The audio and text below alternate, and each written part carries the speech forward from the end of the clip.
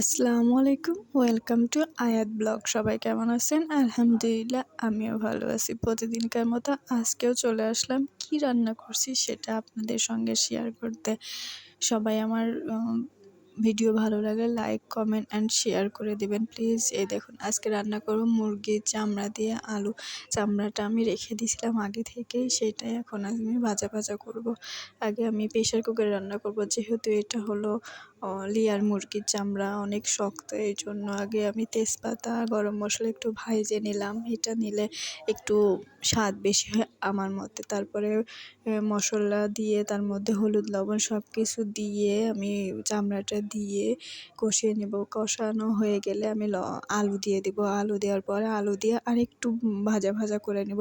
তারপরে আমি পানি দিয়ে দিব। পানি দিয়ে পরিমাণ মতো পানি দেব। পানি দিয়ে আমি ঢাকনা দিয়ে ঢেকে দিব সিটি ওঠার জন্য। এই দেখুন, তারপরে আমার রান্নাটা এই যে ফাইনাল লুক এইটা। সবাই ভালো থাকবেন, সুস্থ থাকবেন।